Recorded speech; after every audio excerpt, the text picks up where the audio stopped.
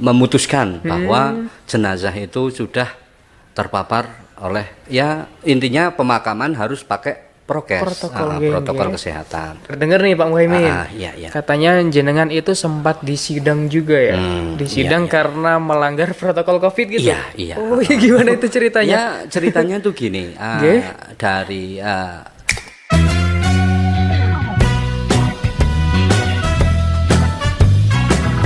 Halo guys, welcome back to YouTuber Indonesia. Jika kalian suka sama konten-konten kita, silahkan bantu share. Dan jika kalian gak suka, silahkan unlike aja.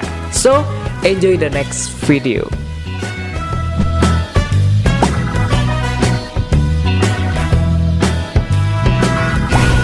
Mayrista, kita sekarang kedatangan tamu seorang Pak Muhaimin nih ya. Selamat malam Pak Muhaimin. Selamat malam. Jadi mungkin dari Mayrista ini ada yang belum kenal sama jenengan Pak. Nah mungkin bisa perkenalan dikit Pak ya. Saya sebagai kasih kesra dan pelayanan pelayanan di pemerintah Desa Bumiroso. Seperti itu. Di Pemdes berarti masih di Pemdes ya. Di Pemdes. Menekuni di bidang perdagangan, dagang dan produktivitas, khususnya tahu dan tempe. Luar biasa nih, pengusaha aja ya, diem nih. Oke, Pak Muhaimin, ini yang mau saya tanyakan sih sama jenengan itu kan di desa sendiri itu sebagai istilahnya apa ya, kalau orang Jawa itu mudin. Mudin kalau terkenal lagi biasa banyak yang menyebut itu Bapak kaum itu. Lebih bukan lebay ya. Lebih. Terkenal lebih bukan lebay. Lebih. Iya. Ini Pak Muhaimin, ini kan dengar jenengan sempat ada konflik ya masalah jenazah COVID, benar Pak ya. Nah, itu mungkin bisa diceritakan Pak, ceritanya gimana itu, mungkin dari Mayrista ada yang pengen tahu gitu. Gini, untuk sejauh ini saya juga belum mengetahui persis seperti apa itu sih jenazah yang terpapar COVID itu seperti apa. Sampai saat ini saya belum bisa menemukan jawaban apakah wujudnya itu memar, blonteng-blonteng misalnya, itu ada yang hitam, ada yang merah, atau yang apa yang terpapar COVID. Kalau untuk yang lain mungkin kan ada, misalnya korban pembunuhan, seperti itu, ada bekas visum dan lain sebagainya. Tapi untuk selama ini untuk jenazah yang terpapar COVID itu ya masih belum ada bedanya. Berarti seperti masih kayak jenazah yang lain gitu. Iya, sama seperti normalnya. Cuman bedanya di prosedur pemakamannya kali Pak. Ya, itu menurut pengalaman jenengan sebagai mudin itu gimana menurut jenengan Pak? Ya, kalau menurut saya sendiri sih itu sih ya, kalau percaya tentang virus itu sih memang kita harus percaya ya. Kita juga harus mematuhi himbauan dari pemerintah, bahkan peraturan, bahkan sekarang sudah ada perundang-undangannya, dan kita wajib sami'na wa ata'na. Tapi untuk pengalaman sendiri sejauh ini kalau misal itu sudah harus pakai protokol kesehatan, ya kita tinggal jalani aja. Walaupun kadang kita memang benar-benar tidak percaya kalau jenazah itu terpapar. Mungkin ada jenazah COVID yang di-COVID-kan gitu Pak ya. Nah, ini di-COVID-kan atau memang itu ya kurang tahu lah. Jelas kita cuman bisa mentaati apa yang dianjurkan oleh pemerintah, seperti itu. Nih dengar nih Pak Muhaimin. Katanya jenengan itu sempat disidang juga ya. Disidang karena melanggar protokol COVID gitu. Iya. Oh, gimana itu ceritanya? Ya, ceritanya tuh gini. Dari rumah sakit, sebuah rumah sakit itu memutuskan bahwa jenazah itu sudah terpapar oleh, ya intinya pemakaman harus pakai protokol kesehatan. Untuk yang selama ini memang saya sendiri itu tahu kan. Namanya juga orang tahu keseharian, kita setiap hari juga kumpul, kronologis penyakitnya juga kita tahu betul lah apa itu terkena apa dan lain sebagainya. Tapi entah kenapa kalau kita masuk ke rumah sakit, tahu-taunya pulang harus pakai prokes seperti itu. Padahal tadinya nggak apa-apa. Nggak apa-apa. Sehat-sehat aja. Ya intinya berarti kenal intinya sama gini, orang yang itu. Sudah sakit, tapi saya tahu betul kronologis penyakitnya orang tersebut seperti itu. Mungkin seperti itu. Terus ketika di COVID kan dan harus pakai protokol, nah itu jenengan apa ya, kayak semacam pemberontakan diri gitu Pak, apa gimana itu? Sebetulnya tadinya itu cuman miskomunikasi lah, jelas miskomunikasi yang dikabarkan dari sebuah rumah sakit itu monggo terserah pihak keluarga lah, maksudnya monggo pihak keluarga dan lain sebagainya. Tapi lama kelamaan karena mereka sudah menandatangani suatu surat yang harus pakai prokes, sampai di rumah ya walaupun sudah dipeti kemas, dari pihak keluarga ya tidak terima seperti itu. Terus dibuka, ya jenengan yang buka itu. Saya juga ikut buka juga. Berarti bersama jenazah keluarga udah dikemas sesuai protokol, prokes. Ada lakban, ada ada peti dan lain-lain itu. Terus jenengan bongkar. Dibongkar saya sama pihak keluarga lah. Tapi untuk yang ke sana itu pihak keluarga sama ya tetangga lah seperti itu. Yang intinya kan gini, saya itu cuman sebagai koordinator aja untuk seperti ini. Enggak taunya hasil dari 3 hari setelah jenazah dimakamkan hasilnya positif.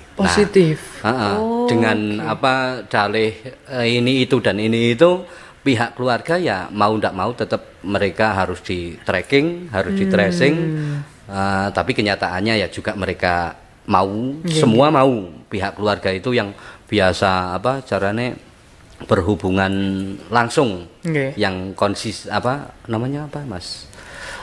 inten, ada hubungan inten dengan si jenazah, itu pihak keluarga yang di swab. Berarti katakanlah si jenazah ini meninggal ketika sakit. Nah, kemudian tesnya belum keluar seperti itu. Keluarnya 3 hari setelahnya dimakamkan. Dan ternyata keluarga menolak pakai prokes, ternyata hasilnya positif. Dan jenengan ikut ada di dalamnya ya? Ya ada, saya ada ikut di dalamnya. Kemudian cerita Anda di sidang itu gimana itu Pak? Ya ceritanya bukan saya aja yang di sidang, maksudnya kan dari pihak yang sidang siapa Pak? Keluarga, ya dari Forkompinca kan, khususnya kan untuk itu kan Forkompinca sendiri yang turun jadi Satgas COVID seperti itu. Ya pokoknya intinya di situ ya kami menyanggupi untuk swab dan lain sebagainya, walaupun kenyataan sampai hari ini yang sudah hampir 4 bulan memang tidak ada hasilnya. Maksudnya dalam artian dulu pernah ditanyakan hasilnya kemana, keselimpet gitu. Kan kurang masuk akal sekali gitu loh Mas. Seperti itu. Nah itu cerita enggak, maksudnya jenengan sempat mempolitisasi ya kan, mempolitisasi agar jenengan itu enggak ditahan atau disalahkan, itu gimana itu? Di track ya? Di tracking. Ikut tracking itu gimana itu Pak? Kalau saya sendiri sih gini, ya enggak masalah kan, saya gini, di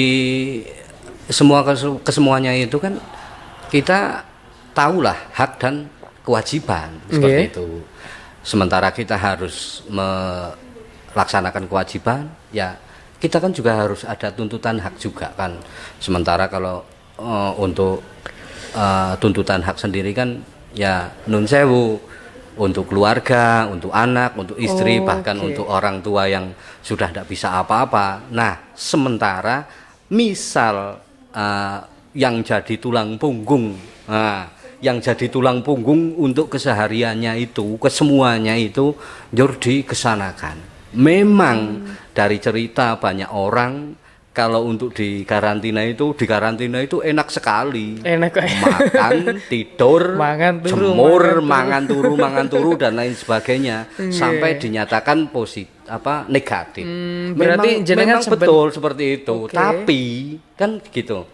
Ada tapinya lagi. Nah, yang dipikirkan orang lain itu kan namanya untuk keseharian, kebutuhan sehari-hari lah kebutuhan ya. seharian, kebutuhan keluarga yang ditinggalkan pas lagi trekking gitu. Kalau dari pihak terkait yang di atasnya itu cuman dulu untuk yang karantina itu ada bantuan, tapi sembako cuman ya 1 kali mungkin lah, kali sembako diteruskan. Ya mereka yang saya bingungkan kan mereka yang hari itu kerja, hari itu dapat, hari itu untuk makan. Nah, kan seperti itu. Nah, itu jenengan yang jenengan tanggung itu ada berapa orang, Pak? Yang di tempat saya sendiri itu ada 3 untuk keluarga saya sendiri, anak 2, istri 1, juga ada 2 orang jompo. Yang 1 sudah tidak bisa apa-apa, sudah selama 1,5 tahun. Nah, seperti itu, ya sudah tidak bisa apa-apa, tapi yang 1 ya memang masih bisa untuk dimintai tolong untuk bantu-bantu. Ini menarik nih. Kalau boleh saya ngerangkum dikit nih, berarti jenengan itu bukannya menolak untuk trekking, bukan menolak tidak. Tapi jenengan itu seperti bukan mengelak juga ya. Yang penting ada yang nanggung beban hidup keluarga yang saya tinggalkan selama saya trekking gitu, Pak ya. Nah, ini mungkin juga jadi bisa dipikirkan solusinya sama-sama nih pemerintah gimana untuk misal nih contoh kasusnya Pak Muhaimin, beliau kan siap untuk trekking karena ada kontak fisik lah sama jenazah yang positif COVID. Cuman yang beliau pikirkan itu siapa nanti nasib keluarga yang saya tinggalkan ketika saya lagi trekking, itu nanti siapa yang nanggung gitu. Nah, mungkin ada solusi dari pemerintah, mungkin mau nanggung biayanya selama ada orang yang diwajibkan untuk trekking atau gimana gitu. Iya, Pak ya? Iya. Ya, sebenarnya kalau ada keluarga yang pemerintah berani nanggung anggota keluarga yang ditinggalkan saat trekking, itu jenengan nggak masalah. Nggak masalah. Oke, saya siap trekking gitu. Semua. Dan ini saya yakin bukan hanya Bapak yang mikirin, Pak ya? Ya, kemungkinan mungkin orang-orang di luar sana juga. Di luar sana juga mungkin banyak sekali karena kita juga cari informasi tidak hanya dari 1-2 orang saja kan. Wong memang mangsa zaman-zaman seperti ini ya semua pasti berdampak semua. Tidak ada yang tidak ada yang semuanya yang itu. Bahkan dari pengusaha, dari petani juga, dari apa juga semua terdampak semua nih, tentang kalau pengamatan saya pribadi nih Pak dan juga teman-teman yang saya ajak diskusi itu kebanyakan yang positif COVID itu malah orang-orang kantoran Pak. Ya nyuwun sewu yang sering ber-AC. Tapi kalau orang-orang lapangan, orang kayak petani, terus yang jalan-jalan lah itu malah cenderung imunnya itu kuat karena ya terkena sinar matahari, oksigennya lancar dibanding dengan orang kantoran yang setiap hari full AC. Ya, kemungkinan gini juga untuk masalah daya tahan tubuh dan lain sebagainya mungkin ya masuk akal juga bagi mereka yang kurang olahraga. Non sewu bagi mereka yang kurang olahraga dari tidak jarang sekali kena sinar matahari, bahkan aktivitas pun hanya duduk-duduk atau apa, sementara AC makan enak kan dan lain sebagainya. Memang itu juga yang paling penting itu adalah sugesti. Sugesti. Sugesti. Ini menarik kita nih, teman-teman. Kembali ke sugesti alam bawah sadar kita. Kita itu tidak tahu bahwa Tuhan menciptakan kita itu ada 2 otak. Kita perlu diingat itu tidak hanya otak kiri, kita disertai otak kanan juga untuk otak kanan dan otak kiri juga. Nah, sementara kalau dari perbandingan otak kanan dan otak kiri itu berbanding 88% otak kanan, 12% otak kiri. Nah, dalam kenyataan hanya 12% otak kiri kita yang sering kita gunakan. Nah, ini kalau boleh merangkum sedikit nih, berarti 88% itu sebenarnya keseharian kita itu dipengaruhi oleh bawah sadar gitu, Pak. 12% itu hanya alam sadar kita, pikiran sadar. Ini teori psikologis kayaknya, Pak. Iya, memang hipnosis ya. Memang menarik seperti itu. Gini, kita pernah juga ngalami. Contoh gini, Mas Al. ada keluarga di Mas Al yang nyuwun sewu misalnya anak kita lah sakit misalnya panas dan lain sebagainya, kita juga kembalikan kita ke alam bawah sadar kita bahwa kita juga pernah nek tidak diimbah itu ndak jodoh, ndak caranya ndak sembuh, harus ke mbah situ. Sementara yang lain kan banyak juga kan, tukang pijet banyak juga, kan seperti itu. Kenapa? Ngono loh. Ada peran sugesti. Sugesti itu paling pokok, paling penting. Sama di dalam perbandingan itu 88% itu obat ada pada diri kita. Yang 12% itu adalah obat dari satu doa, usaha, juga lantaran dari obat itu sendiri. Tapi kesembuhan untuk diri kita itu 88% ada pada diri kita. Dengan izin Allah tentunya. Dengan izin Allah tentunya. Nah, ini menarik nih. Itu seperti itu. Oke, Pak Muhaimin, makasih banyak ya. Mungkin sebelum kita tutup nih Pak, ada closing statement yang mau disampaikan ke Mayrista nih. Ya, buat teman-teman untuk menghadapi situasi kayak gini yang masih dibilang pandemi, ya yang pertama kita terus jangan intinya kita harus patuhi tetap patuhi prokes, protokol kesehatan, salah satunya itu harus memakai masker, jaga jarak ya Mas, jaga jarak.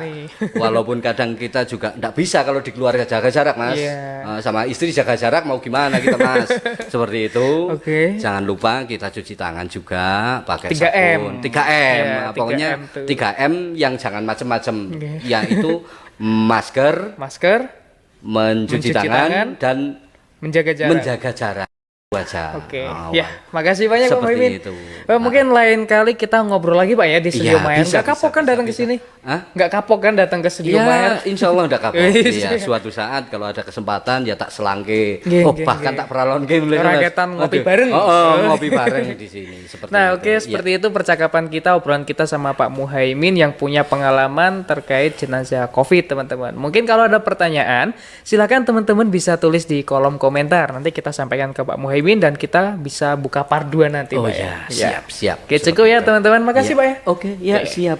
Stay here, Studio Mayer.